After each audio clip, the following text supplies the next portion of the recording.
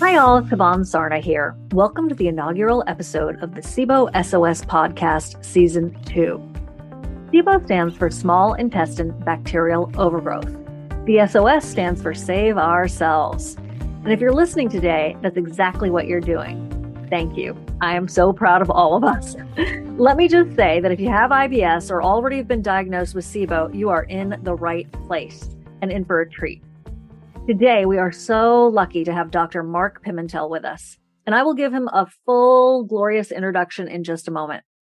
This was a smash hit live talk, one of the most viewed events we've ever done, and that is saying a lot. I've never received so many emails, either prior to an event or after an event, with questions and requests to make sure that the replay was sent out, but I know that many of you missed it or want to see it again. And maybe you just prefer to listen than watch. So I wanted to make sure we got this on the SIBO SOS podcast as episode 1. Note that there are some slides that Dr. Pimentel mentions. And if you watch the video of the talk, you can see those slides, which I do highly recommend. So I'm putting that link in the show notes for anyone who wants it. They are incredibly useful. There's a lot to unpack in this talk, whether it's that you're just getting started or you consider yourself a SIBO expert. You're going to want to listen to this again and again. When I was looking at who was attending the event live, I was not surprised to see many of the thought leaders in the SIBO community, doctors, were also in the audience, which I thought was super cool. So it wasn't just patients listening in, it was also highly advanced practitioners who could be doing their own live talks in our group, and many have. So you are really in for a treat today. You're not only going to get insight into the 3 different gases associated with SIBO and the new technology helping people get a more accurate diagnosis, but what I'm so thrilled about and what so many people gave me their feedback on was how much hope people felt after listening. I say it all the time. There is hope. But after listening to this, you don't have to believe me. You'll know. Hi, I'm Shivan Sarna, founder of SIBO SOS. What a pleasure to have you all here with our very special guest, Dr. Mark Pimentel. So he's currently the head of Pimentel Labs and executive director of the Medically Associated Science and Technology program at Cedars-Sinai. This program focuses on the development of drugs, diagnostic tests, and devices related to the conditions of the microbiome. He is in the process of what I think, and I like to say, of finding the cure for SIBO. The Pimentel Lab, researches irritable bowel syndrome, one of the most prevalent GI conditions affecting about 10% of the population worldwide and about 10 to 15% of the pop in the U.S. In the past, there was no definitive test to diagnose IBS, and for the first time now, there is, called IBS Smart. There are also 3 different kinds of gases that make you, quote-unquote, have SIBO, small intestine bacterial overgrowth, and he has also created a test for that called Trio Smart. And with that, I'm going to hand things over to him and have him explain to us all of this so we can figure out what is going on with our gut. Hi, thank you for being here again. I'm so thrilled. Well, thank you for having me. It's a great pleasure to see you, and congratulations on the book again. So that's terrific. So what I plan to do today is just to take you through some slides. Really, it's not about the slides. It's about how the slides sort of guide the conversation, or at least the education about SIBO. And so I'll try and walk you through these slides carefully. So shall I share my screen? Please do. Yep. I'm just checking to make sure that all of our streams are working. Yep. And they are. Okay, great. And by the way, if someone is listening to this on a podcast versus seeing it in the Facebook Live or the Zoom session, we'll give you a link so you can actually see the slides as well. Well, here they are. So I think you can probably understand it just from my conversation part of this, but I really like the slides are a very good guide for those who are able to see them live. But I'm going to talk about irritable bowel syndrome and the microbiome because really things have dramatically shifted in 2020. We now know more about the microbiome and IBS, and there's more and more evidence the microbiome is important in IBS, and I'll share some of those new things with you.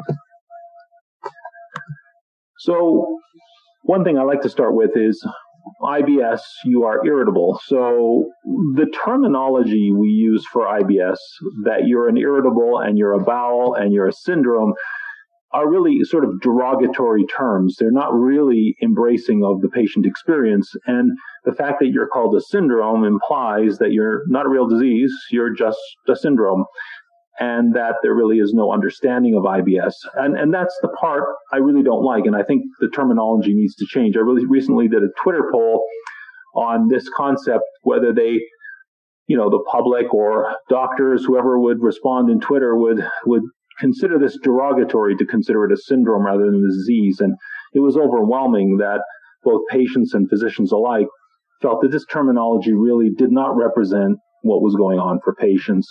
And it also implied a diagnosis of exclusion. Now, what that means, a diagnosis of exclusion, for those of you who may not be familiar with this term, it means that this disease is the wastebasket. After you ruled everything else out, after you've done all your tests, you're left with this.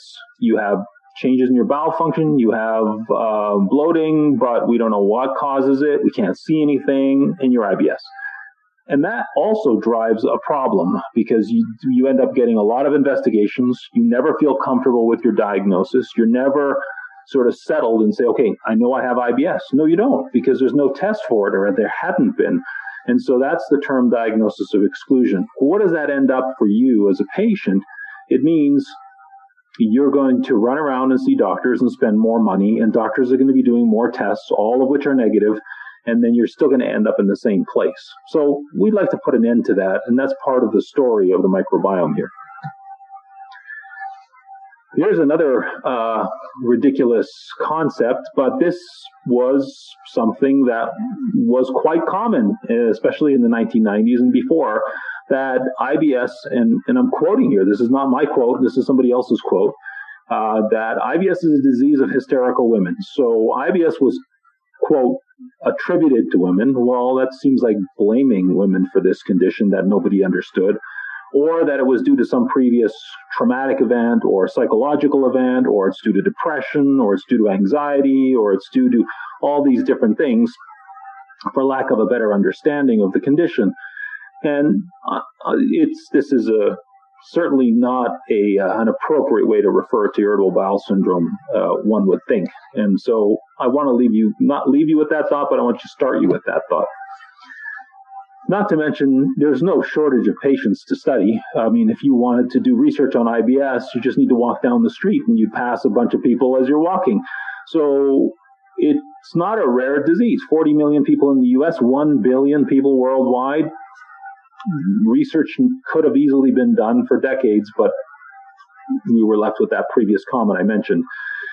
It is the most expensive disorder in gastroenterology because of the diagnosis of exclusion term, that you do all these tests, they're all negative, you waste all this money, the patient pays the copay in the U.S., and also, so on and so forth. I've had patients come to me and say that they, out of pocket, have paid $20,000 before they finally got to the diagnosis. But it's expensive not because of the testing. It's expensive because of this notion of the Rome criteria, which are the previous criteria for diagnosing IBS, stating, or part of their mantra was, it was a diagnosis of exclusion. So it's up to you, doc. If you feel comfortable and you've done everything you need to do and it's negative, you can call it IBS, and that doesn't serve the patient well. It's expensive. Well, we're now in 2021, so let's fast forward to 2021 and this concept here that we now know food poisoning causes IBS. I'm going to show you that evidence. We now know a toxin in food poisoning is important to the development of IBS, and that creates autoimmunity to a protein in your body called vinculin. And then you get a change in the nerve structure or nerve function of the gut, meaning the gut is slower, or it changes its flow patterns. And when it changes its flow patterns, you get buildup of bacteria, and that's bacterial overgrowth. And therefore, IBS is SIBO, and SIBO is IBS in a sense. And I'll walk you through what I mean by that. But we're going to start with the bacterial part of this, the bacterial overgrowth part of IBS, and specifically talk about SIBO, small intestinal bacterial overgrowth. Now, I want you to focus on those three letters, small intestine, which is the small intestine, which is the part in the middle here, about 15 to 20 feet of the bowel is small intestine. About 3 to 5 feet is colon, or large intestine. But the small intestine is where you do all your absorption. You can take the whole human colon out, and a human will survive just fine. It'll be runny, but you would survive just fine because the small intestine is where you absorb things. That's your most important part of the gut. So, and that part of the gut is meant to be cleaner, less bacteria eating your food. You get most of it. And so the number we now refer to as normal is less than 1,000 bacteria per 1 milliliter of fluid in the small bowel is the normal range. Now, when we're diagnosing small intestinal bacterial overgrowth, it requires a breath test. Now, you could culture the small bowel, but then you'd have to have a scope, and a scope would have to be placed in there, suck some juice out, and send it to the lab, all of which is expensive and invasive, and you have to be put to sleep or at least given some form of sedation. So easier is a breath test. You simply ingest a sugar, and then the sugar gets into your stomach and into the small intestine, and then you expel the gases that are produced by the bacteria in the gut through your lungs, and then out your breath. And that's how a breath test is done. Now, SIBO has been a problem in the sense that there have been no guidelines or consensus on how to interpret a breath test because, and for those of you who've had breath tests, there are doctors who say, well, it's got to rise by 10 or 12, or it's got to rise by 20 parts per million, or it's got to rise by 60 minutes or 90 minutes on the breath test. And so we set out in 2 papers. The first paper I don't have listed here was the North American consensus, which set the standards for how you should be doing breath testing, how you should be interpreting that breath testing. But because of the tremendous interest, and I mean this sincerely, tremendous interest in the gastroenterology community about SIBO, the American College of Gastroenterology commissioned the guideline, which is presented on this slide. And we confirmed a lot of the things in the North American consensus, but a very important part of the guideline said, for those of you who know about methanogens or methane, methane is another form of overgrowth. So there's a hydrogen form, a methane form, and a third form of hydrogen sulfide, and I'll promise I will get to that. But the methane part, those bugs aren't bacteria. So when you look at small intestinal bacterial overgrowth, that doesn't fit. So we created a new term called IMO, intestinal methanogen overgrowth, and that's the new term. So SIBO is now being broken down into maybe 3 parts, and you'll see those parts momentarily. But we also said you should consider breath testing in the diagnosis of SIBO and IBS because the evidence is now quite overwhelming, and I'll show you what that evidence is.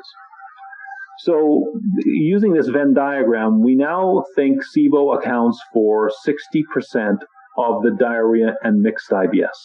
So in other words, 60% of people with diarrhea mixed would have a hydrogen positive breath test.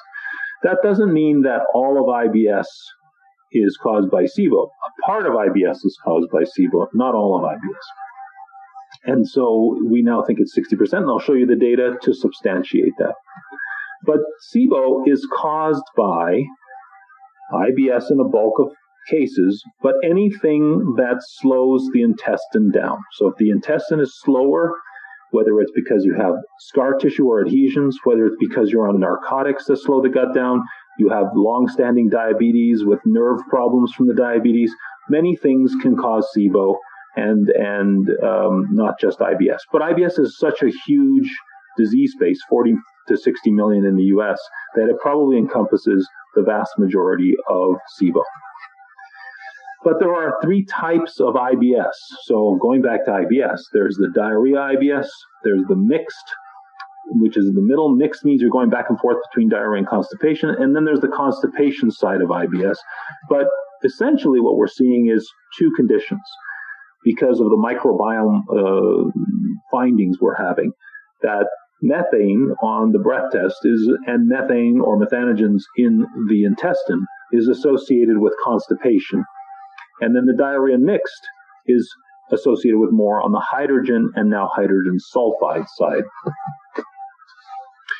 This is, there's 2 SHAs in the literature in gastroenterology, and everybody mixes them up. So I call this the other SHA paper. But this is a SHA from Australia, a very prominent group. Nick Talley, previously from the Mayo Clinic. He's now the chancellor of Newcastle University, I think, is where he's at. He's a very prominent figure in Australia and a very prolific researcher. But basically, this was a pivotal moment in 2020 because essentially this paper says, for the first time, IBS, full stop, is associated with SIBO based on breath testing. And is 25 papers summarized in this document. And it's clear. Done. Full stop. So now that may surprise you that we're saying done now when we knew this 2 decades ago. But look, you have to continue to march forward. And then as people summarize the data, they start to see the pattern. Now, the challenge we had with trying to understand SIBO and its relationship with IBS, or just SIBO in general, is the challenge with the breath test. So the breath test emerged probably in the 1980s, and the original breath test only measured hydrogen. And then later, methane was added, but there was no real understanding of what methane was related to. And then it wasn't, but the understanding of the gas dynamics just wasn't complete with the breath test, hence the challenges with breath testing. But let me show you graphically that you got the hydrogen bacteria, which are producing hydrogen, and they're flooding the environment with hydrogen, and that's what they do. But that hydrogen is like a fuel for other organisms. So the methane organisms, or the methanogens, use 4 hydrogens to make 1 methane.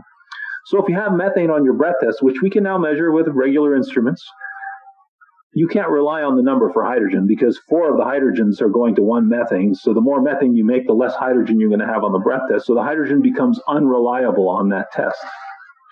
But there were also patients where the breath hydrogen and methane were 0 across the board. And we always suspected that there was a third gas. And that third gas is hydrogen sulfide, produced by hydrogen sulfide producers, otherwise known as sulfate-reducing bacteria. And they use 5 hydrogen to make 1 hydrogen sulfide. So the point of this slide is simple.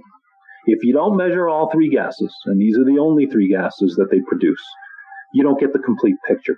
Because if you don't measure H2S, you can't rely on hydrogen because you don't know how much is making H2S. If you don't measure methane, you can't understand that methane is causing constipation, which I'll get to also. And we now know hydrogen sulfide is associated with diarrhea. So without measuring all 3 gases, you can't understand the full patient profile.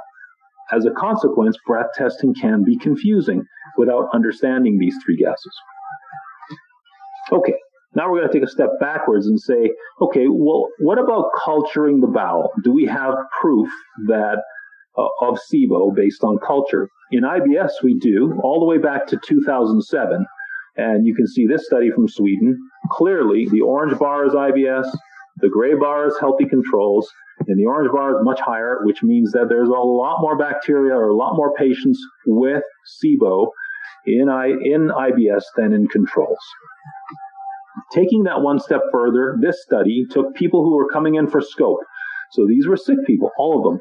So the control group in the gray, they're sick people, they're not healthy controls. But the diarrhea IBS patients in the orange, 60% had SIBO. So that's where we get our 60% number from, is from this study. Now, we know more about SIBO, and we continue to know more, and I'll show you some really interesting stuff here in a moment that's new. But when we took these duodenal aspirates, this juice from the small bowel, these 2 characters came out of the mix, Klebsiella and E. coli. Now, it doesn't look like Klebsiella is a lot higher than the gray healthy, but each number on this y-axis is 10 times higher. So this is a log 10 scale. So when you go from 4 to 5, it means there's 10 times more bacteria. So E. coli, Klebsiella are bad actors. Now, what we were saying in 2015 is that E. coli and Klebsiella were like weeds in the garden, that they were choking other things out. Now, that was just us hypothesizing as to why these 2 characters are so problematic in SIBO and what was happening. But I have proof now that that is true. And we get this proof from what's called the Reimagine study. The Reimagine study at Cedars is anybody coming for upper scope we offer them the opportunity to be part of this study. We collect their information, they do questionnaires, we get blood, we get genetics, we get juice from the small bowel, and a couple of biopsies from the duodenum from the small bowel there. And then we're able to archive that and study the microbiome. And we've gotten almost to 500 patients. So we have a very, very good understanding of the small bowel microbiome. And that's never been done before.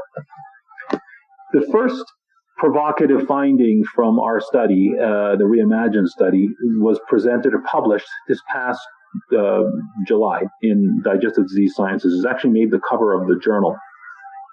The reason this is important is this is the first across the gut snapshot of what the microbiome looks like. So I want to point a couple of things out to you, because there are many people out there doing stool testing for the microbiome. Yes, stool testing for the microbiome tells you the microbiome in stool, but you can see the colors represent families of bacteria, and you can see the colors here. But look at the small intestine. You cannot get any understanding of the small intestine from stool, because the small intestine is completely different than the stool. And that's my point here, is that we now can see. But here's another point. As you go further down the gut, and these were patients who were getting double balloon endoscopy, so we were able to get almost to the end of the small bowel for these patients. The number of bacteria does not go up. We thought it did. The profile of the bacteria doesn't slowly become closer to like colon. No, it just basically drops off a cliff. Everything in the small bowel looks very similar, and then it's until you cross the ileocecal valve, everything goes into this format, or this what looks like stool. So pretty remarkable to describe this for the first time. Okay, so now we could use sequencing of the bowel, which is the latest technology for understanding the microbiome, and we can do this in the small intestine. And what we show here is SIBO. So these were patients, not with a positive breath test, but these patients had literally SIBO by culture, which is considered the gold standard. And the other group is no SIBO. But immediately, and so let me just describe this, so this is a little tricky to understand. The first ring is the kingdom of life, which is bacteria. That's why it's called BACT. And same on this side. The next level is the phylum. Phylum is the next breaking down of what type of bacteria are present. And you can see immediately, even at this super high level look, that proteobacteria, which you'll understand what proteobacteria is in a minute, is so much more in SIBO than in non-SIBO. As we get further out to the rings, and the second last ring is the genus, the last ring is the species, Klebsiella, and E. coli is this other gray ring, is all-encompassing in SIBO, and we see that here again. So the point is, we keep seeing the same thing over and over again, E. coli and Klebsiella, E. coli and Klebsiella. Those are the SIBO bad actors. The other amazing thing in this study is that we were, for the first time, able to validate the breath test with lactulose. We didn't validate it with glucose. We don't do glucose. We validated it with lactulose. So if your breath test at 90 minutes rises to more than 20 on hydrogen, a few things are noted. It's the most specific for SIBO by culture. It's the more specific for all of the factors along this line, meaning that even though some of the other factors had greater p-value, better p-values, this lined up the best. So that's my first point. Second point is, I want to show you this last two columns. It also lined up that the bacteria of the small bowel, when you had SIBO, had increased metabolic function for hydrogen production seen on their metabolic pathway analysis. What does that mean? That means that the hydrogen in SIBO is coming from the small bowel, not the colon. This is the argument that's been forever. Well, the lactulose gets to the colon and the hydrogen's coming from the colon because lactulose doesn't get absorbed. Nonsense. This study proves that there is upregulation of hydrogen in the small intestine in these patients. So, a lot to dissect on this slide. I'm not going to get into too far into the weeds, but very, very interesting. So this was presented at the American College of Gastroenterology. It's an abstract that was presented. It's a paper that's emerging. But what's important here? Okay. So this is called a sort of a community analysis or a network analysis. So when you look at the microbiome, it's like a community. So you have doctors, plumbers, lawyers, and others. And in some communities, the more lawyers you have, the more jails you have, or the more plumbers you have, the more buildings would need plumbing you have. And so you can see relationships between things. And each circle represents a genus of bacteria. The larger the circle, the larger that particular organism is in popularity or number. But I put red circles around 2, E. coli at 33 and Klebsiella 45. And they're small little circles in this beautiful community. And you can see it looks like a community. Very nice, lots of connections, lots of diversity. But look what happens when you have SIBO. In SIBO, E. coli's this circle, huge. 45 is Klebsiella, also much larger. And look what it does to the network. The network's broken down. There's less circles. It's not cohesive anymore. So not only is SIBO an overgrowth of E. coli and Klebsiella, their overgrowth continues to destroy the networks that are normal. And the bacterial community starts to collapse. And that's what you see very vividly here on this picture. And there's more details to this that are very complicated to explain. But these 2 pictures, I think, are pretty self-explanatory on what's happening when SIBO occurs. Okay, but there's the hydrogen SIBO, and then there's the EMO, which is methane. And we knew early on that methane seemed to be associated with constipation. Actually, it was the final figure in a paper from 2001 that I wrote. And it was sort of, you never look at the last figure of a paper because the meat is figures 1, 2, and 3. Figure 4 is sort of like, oh, it's an afterthought, or it's like a, backup story. But it was really important because we've continued to show that methane is associated with constipation, as this shows. Not only that, methane is the cause of the constipation. It's not the bugs, it's the methane itself. Because if you infuse methane into in this animal model, you get 60% to 70% slowing of intestinal transit. Okay, so what do we do about SIBO? What's the best way to treat SIBO? Well, you can treat it with antibiotics, like rifaximin is one of the ones that we use quite commonly. And that works very well for IBS. It's not approved for SIBO. It's approved for irritable bowel syndrome with diarrhea, but we think it's due to the fact that they have SIBO. And it works for up to 3 months. And the amazing thing about rifaximin is that 36% of people who got rifaximin, they stayed better after the treatment for an indefinite period of time, which is quite remarkable. Interestingly, the meta-analysis of antibiotics and IBS show that there are no unsuccessful trials. Every antibiotic trial in IBS shows that it works, and again, pointing to this being a microbiome condition. As you continue to use rifaximin, as rifaximin use went up, so did the referral to tertiary care centers for diarrhea and mixed IBS, and that was very interesting as well. But this is where I wanted to get to. What does that mean? Can you just restate what that means? So as you continue over a decade, this was a decade-long period of time, as the use of rifaximin for IBS continued to increase, our hospital was seeing less and less referrals for mixed diarrhea IBS. Okay. But that means things were happening in the community, doctors were giving it, and we were seeing less. Now, in one of the trials, we saw that breath testing was associated with the response to rifaximin. So in other words, even though rifaximin is approved for IBS, not SIBO specifically, if your breath test, first of all patients, 44% respond. But if the breath test was positive before they started rifaximin, 56% responded to rifaximin. And if the breath test became negative, you had a positive breath test, rifaximin made the breath test negative, you're the best outcome. You had 76% chance that you met that crazy, very difficult FDA endpoint. For methane, it's also interesting. You give neomycin plus rifaximin, and you get the best response. This was a double-blind study. Everybody gets antibiotics in this study. This group gets neomycin with placebo, but this group gets the combination of neo and rifaximin. You can see the constipation score after treatment is much lower when you take these two antibiotics. And this is why we in our practice use neomycin and rifaximin for methane, and rifaximin alone for the hydrogen side. Bloating got better with this cocktail, but forget about the antibiotic. The most important thing in the patients with methane who have constipation is getting their methane less than 3, because that was clearly what made it most effective. Okay, now the new kid on the block. So this is a new device that measures hydrogen, methane, and hydrogen sulfide.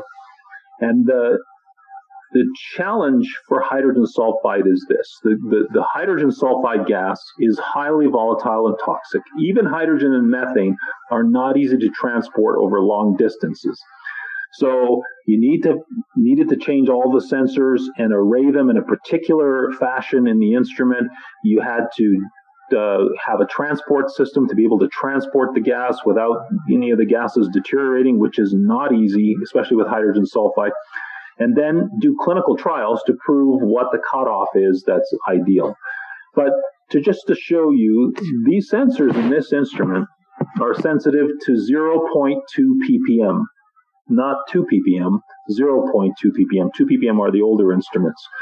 And it correlates perfectly with older instruments. That's not the question. That we know already for hydrogen and methane. But hydrogen sulfide is new.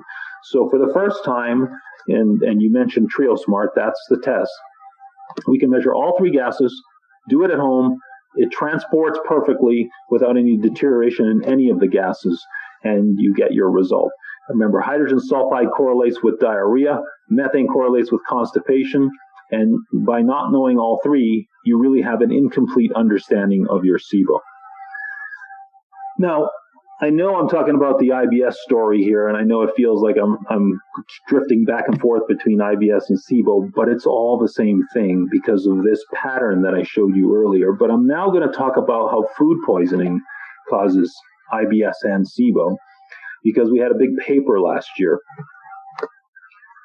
If in 2020, this paper came out in 2017, so I should say if in 2017 you don't realize that food poisoning causes IBS, then you need to read this paper, because this is from the Mayo Clinic. It summarizes more than 40 papers, but the point is, if you had a case of food poisoning, you develop IBS 11% of the time. So 1 in 9 people who experience food poisoning gets IBS. There's no argument here anymore. Food poisoning causes IBS. It's not all of IBS, though. Remember, there's 100 people with IBS coming in your office who have diarrhea because their colonoscopy is negative. There's many things that could cause that patient. But in that group, 60%, it's food poisoning. But I get this question all the time is, well, I don't remember ever having food poisoning, but you're having diarrhea now. So you obviously have diarrhea from day 1. You don't know if that was food poisoning or not. And now you still have diarrhea, which is your IBS. So you don't have to remember food poisoning for this to be true. And that's why the blood test becomes super important. But the risk factors for food poisoning, the top 3 are the top 3. The severity of the food poisoning. If you had 7 days of diarrhea, if you had fever, if you had to get admitted to hospital, you're way more likely to get IBS. But look at number 2. This is not a disease of hysterical women. This is women are more susceptible to developing IBS from food poisoning. And as you'll see, it's an autoantibody that occurs, and women tend to get more autoimmune diseases in general, rheumatoid arthritis and lupus and so forth. So we're starting to understand why more women have IBS because of this mechanism of action. So this is animal work, so I don't want to get too deep in this, but basically we created the first animal model where we gave Campylobacter food poisoning to a group of rats, and the other rats just got nothing. They just continued on their way. And then we were able to see after 3 months after they recovered from the food poisoning what they had, and the rats got SIBO. So 27% of the rats who got Campylobacter now have SIBO, but they had food poisoning. So food poisoning causes IBS. But food poisoning causes SIBO. So could it be the same mechanism for IBS in terms of its relationship with SIBO? Not only that, if the rats got Campylobacter and they developed SIBO, more than 80% of them had weird bowel patterns, weird wet weights of their stool, meaning they developed IBS in general. We don't have criteria for IBS in rats, but that's what happened. and they got what's called increased rectal lymphocytes. So these are white cells, a small increase in number in the rectum of these animals, and this is the one thing that's found in humans with post-infectious IBS. So one toxin in common with all food poisonings is called CDTB, and we don't think C. diff has this toxin very often, but I put it here because it occasionally can. C. diff can precipitate IBS. Cytolethal distending toxin. This is the toxin that we think is super important for the development of IBS and SIBO in general. So we did another study where we created a Campylobacter food poisoning that was missing this toxin. So Campylobacter in the middle is missing the toxin. Campylobacter on the left has the toxin. And then on the right, let's say you're going someplace where chances of getting Campylobacter are very high. If you took rifaximin with every meal, could you prevent IBS? And the answer is rifaximin works great.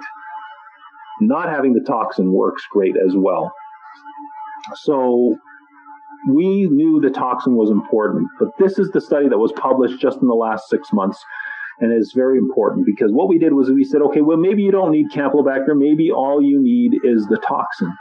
And so we injected the toxin into the back arm or leg of the rat to see if they would develop IBS.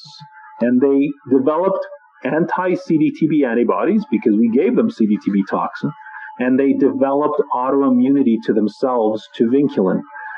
And so vinculin is an important protein on the nerves of the gut that help the nerves stay together, stuck together. Not only that, these animals developed SIBO, and they developed a change in their wet weight of their stool because they were developing IBS. So we could make an animal have IBS just by giving the CDTB toxin. So it works like this. You have the cytolethal distending toxin, you get exposed to food poisoning, and you see this toxin, your body reacts to it and produces antibodies. But one part of CDTB looks like vinculin, and then you form antibodies to yourself. And that was supposed to go onto the vinculin, and it didn't. It flew past. But yes, that's what happened. So we took that idea and we said, well, we need to develop a test. Could we diagnose IBS that you got it from food poisoning? You don't need a colonoscopy. You don't need to waste all that resources. And within 48 hours to a week, you know if you have IBS using anti-CDTB and anti-vinculin. And the answer is absolutely. And we see that here, that in the red bar is anti-CDTB, and the red bar here is anti-vinculin. And this is Crohn's and ulcerative colitis patients, and it's head and shoulders above. So we could actually diagnose this, and the post-test probability, which is really important, if you have the test and the test is positive, it's about 90% likely you have IBS. The specificity is also high, over 90%. So I was graced with the ability or the opportunity to be part of the irritable bowel syndrome guidelines for the American College of Gastroenterology. And one of the mandates that was set by this guideline is we need to have a positive strategy, positive diagnostic strategy. IBS should not be a diagnosis of exclusion. That is dismissive to patients. It is suggesting that IBS is not a real disease. And it's a step in the right direction to maybe changing that syndrome word to something else, because it really is a disease and these patients suffer immensely. And they suffer often at an age when they should be more productive, because this can affect people in their 20s all the way up to their 80s. So this is the sequence. I tried to show you as much of the evidence as I could.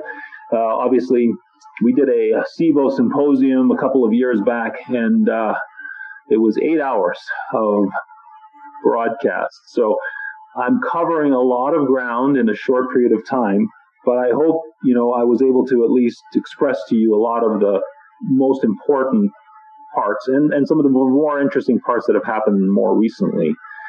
But people ask me, well, what do you do in clinic? What do I do in clinic? And so I actually created this in terms of how SIBO and the IBS blood testing fits into my clinic, not in the whole spectrum of what I do, because we see very complicated patients. But in the case of chronic diarrhea patients where, they've they've had some degree of workup by the time they've seen me. You could just flat out give rifaximin. If they respond to rifaximin, it can't be Crohn's disease, and it probably can't be celiac disease because you'd have to be off gluten for celiac to improve, and Crohn's disease doesn't get better in like 10 days or 14 days of an antibiotic. But I prefer to go down the middle path, which is I get the anti-CDTB and the antivinculin. And the second generation test, the IBS SMART test, is much more specific. There was a study that piggybacked to our CDTB inoculation study. This is from Mexico, and of course, food poisoning is quite common there. And Max Schmulson noted that the new second generation test is much more specific for his patients, and we see that as well, much more accurate. And I also do the 3-gas breath test because if they have diarrhea, I want to know if they have hydrogen sulfide because I can use that as a guide to treatment. Now, if the anti-CDTB antibody is positive, then I know they have post-infectious IBS with 90+% specificity. I've got to counsel them about traveling, how to eat, what not to eat, what to be careful with, because if they get food poisoning again, and we've seen this in our clinic, the antibodies get higher and they're harder to treat. And when I put extreme measures, I'm talking about patients who are quite sick, that if you're traveling, you should consider prophylactic antibiotics. That's what I do. Of course, it's not FDA approved. This is just the pattern of practice that I practice because I can't let them get higher on the antibodies. Of course, if they're negative, that's the patient that should have a colonoscopy. And I have lots of examples of where the test was negative and we found something. And so the test helps a lot. The 3-gas breath test, of course, if it's negative, again, consider further workup. So if you're negative on the blood test and you're negative on the 3-gas test, you got to move on. Something else is going on. And that can be all determined within a week or 10 days. So very fast to get to this point, and then consider other things, maybe a colonoscopy and other things. If you're hydrogen positive or you're hydrogen sulfide positive, I use rifaximin for hydrogen. I use rifaximin with bismuth, but there are a lot of emerging cocktails for hydrogen sulfide. So I'm not sort of married to this cocktail yet because I think we don't understand everything about hydrogen sulfide. So don't take this as gospel, but this is what I do currently.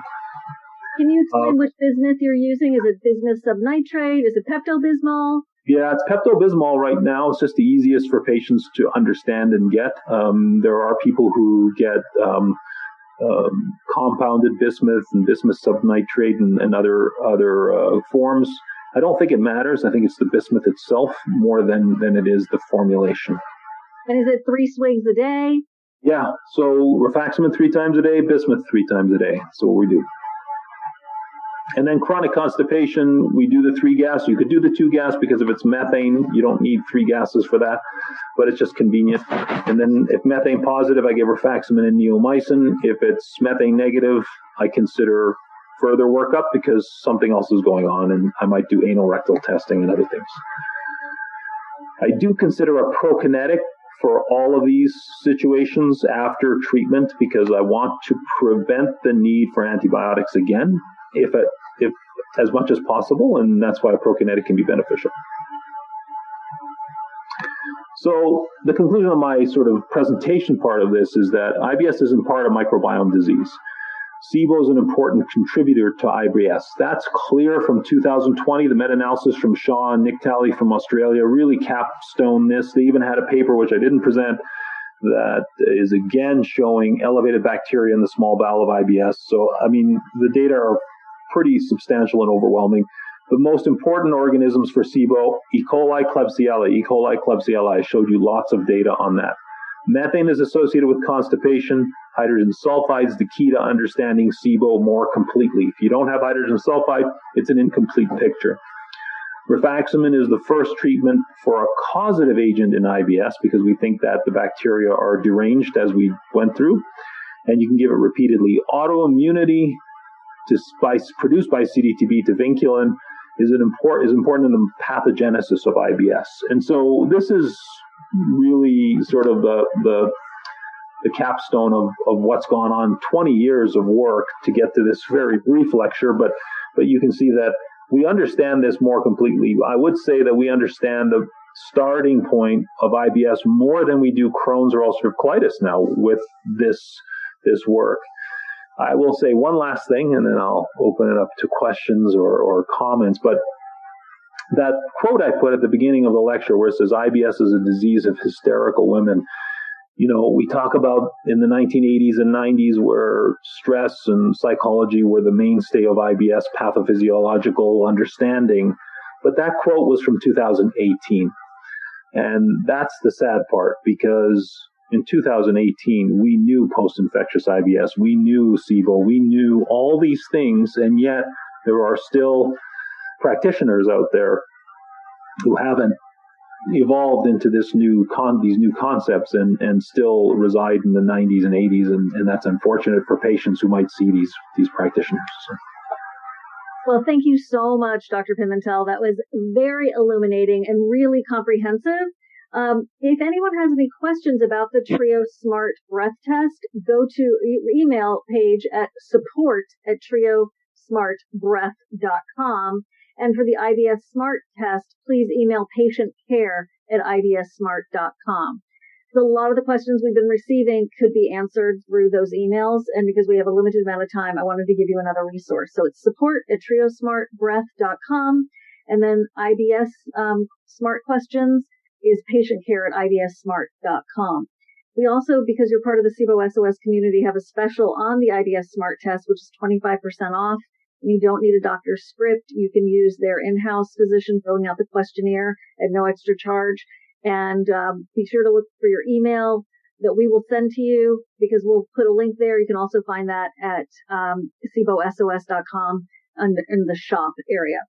Okay, guys, Dr. Pimentel, here's a big question.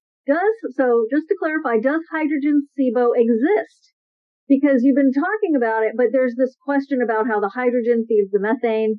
So is hydrogen SIBO a thing? Well, about every 2 years, I think I understand what's going on, and then I think about it some more, and I understand it better. So I showed you the figure that shows that using just hydrogen, that hydrogen predicts that you're gonna respond to rifaximin. So that throws a little wrench in the fact that hydrogen is important, because you can't make hydrogen sulfide if you don't have hydrogen. So I think the starting point for SIBO or EMO is you have to have elevated hydrogen, because you need the gas to make the other two cars go. Or the analogy I use is you need a lot of rabbits so that the wolf population or the coyote population is satisfied. And the wolves are methanogens, and the coyotes are sulfate-reducing bacteria to produce hydrogen sulfide. Interestingly, they don't like to exist together. So if the wolves are there, they're eating all the hydrogen, and they don't want the other guys there. If the sulfate-reducing bacteria are there, they tend not to want the wolves there. So usually the two don't go together. But as everything in medicine, there are examples of where that doesn't work. And some patients have hydrogen sulfide, methane, and hydrogen. And, so it's complicated. It is complicated. Okay. If you do get, this is for Ramona, one of our longtime participants. If you do get antibodies being positive from the IBS Smart Test showing that the food poisoning episode has impacted your migrating motor complex, you have these antibodies, and therefore you have post-infectious IBS/SIBO, what do you do for treatment to impact the antibodies? Is there anything you do to help people with those antibody levels? So we have extreme examples of things we've done, but I don't recommend these for the general practitioner or even the regular gastroenterologist. But, IVIG is something that we have used, and IVIG seems to bring the antibodies down, and some people get better. Again, it's not an FDA approved use, but it has worked. We've done plasmapheresis in some of the most extreme cases of distension and bloating, 5 cases, and their IBS completely disappears for a month. So the point of that is don't do plasmapheresis, please, none of you. What I'm saying is that we know that if you get rid of these antibodies, it looks like IBS goes away. That's a super important finding, and we want We're not going to publish that because we don't want people doing that, because that's like dialysis. You can't put IBS patients or SIBO patients on dialysis to get their antibodies out. Plus, they don't form antibodies if you do that. But it just goes to show you that we're really, really, really close to what could be the end story of how to make this better. And that's what we're working on. So stay tuned, because there's always more to come.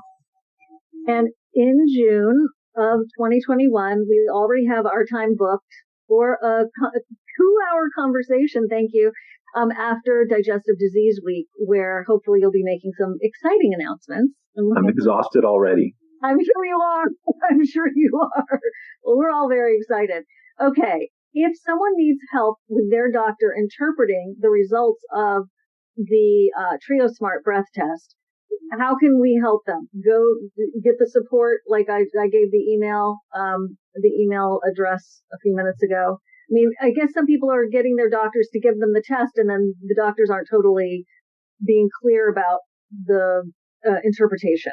That's becoming some. Yeah, so I think the support from the company will give guidance to the doctor or the patient as necessary. But yeah, there's a lot of things that can guide that clinician. There's review articles and other things that I think the company can provide as guidance. So not a problem. Okay, I'm just going to ask this in a different way. I do the TrioSmart breath test. It shows high hydrogen. I have hydrogen SIBO. True? It shows high hydrogen sulfide. I have hydrogen sulfide. It shows high methane. I have methane. So once again, I'm still getting like barrage with these questions. So do I have hydrogen SIBO, and should I treat it that way versus treating hydrogen sulfide SIBO? I know I keep asking you the same question. Just keep coming at me with an answer. So hydrogen sulfide predicts diarrhea. Methane predicts constipation. Hydrogen predicts just the general concept of SIBO. However, if you think about it, there's going to be a different treatment. Rifaximin we know works well for hydrogen. Neomycin and rifaximin, you can substitute metronidazole if you wish for the neomycin, works well for methane.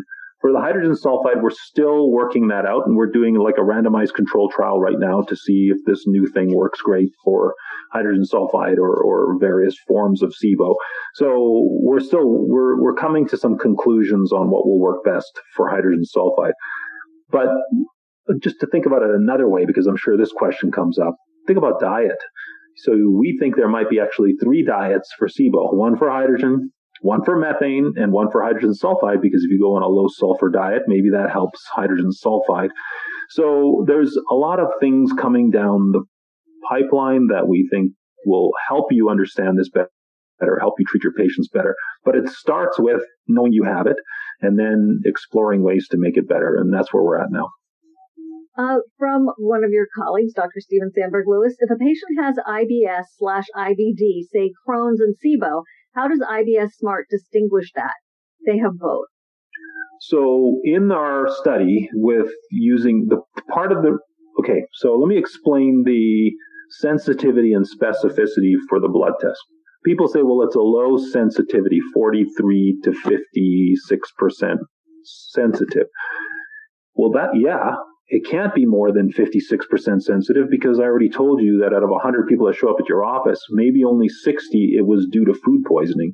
So if you knew who had food poisoning, it would be 100% sensitive. So I'm not worried about that. The specificity is more important, that if you're positive, it started from food poisoning with more than 90% certainty.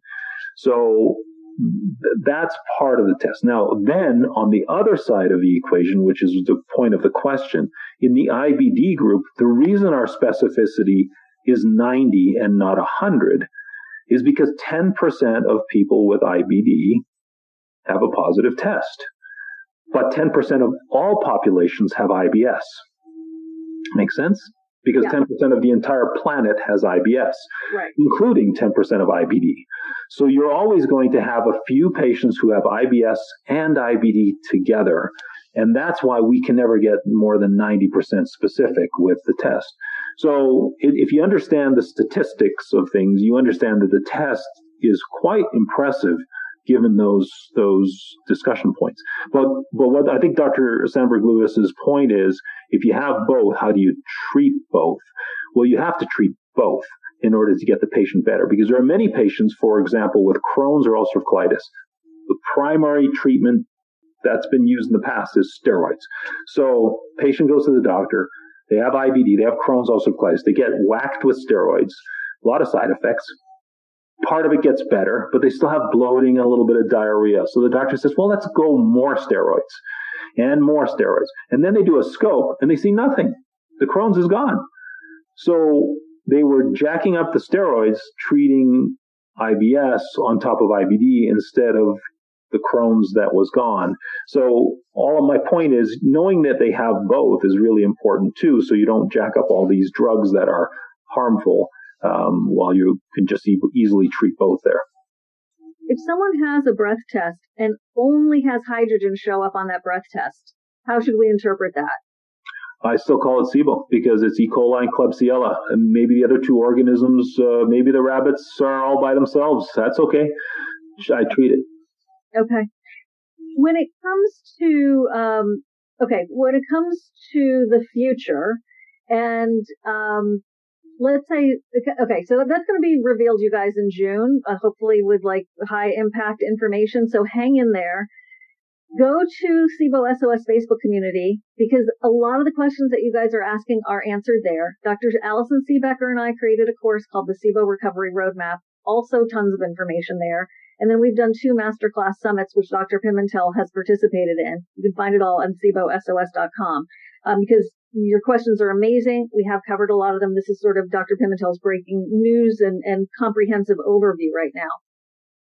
How often do you see people have negative SIBO breath tests and it's actually parasites or it's actually SIBO, small intestine fungal overgrowth? What do you think are the percentages?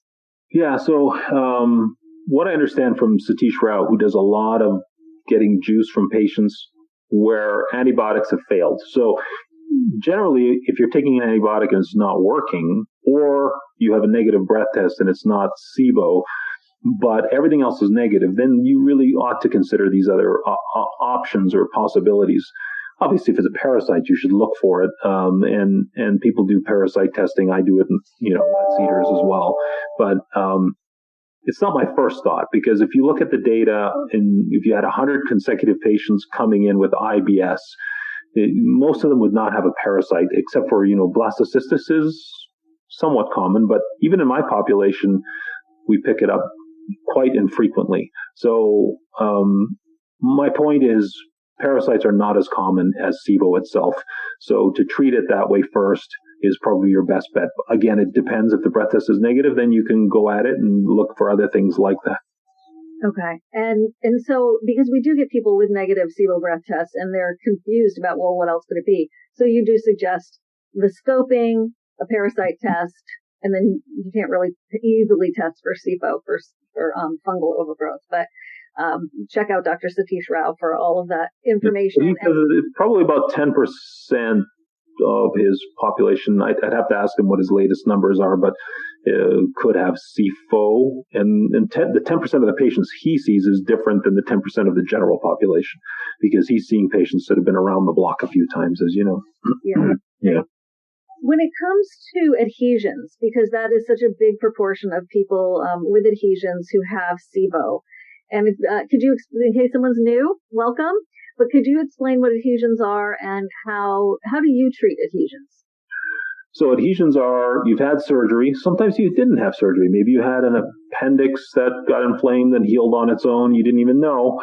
I've had cases like that. But you have scar tissue on the outside in the cavity, but on the outer side of the bowel. And then it basically creates like a kink in the hose, like your garden hose, where the water doesn't flow through it that well. And then you get this buildup.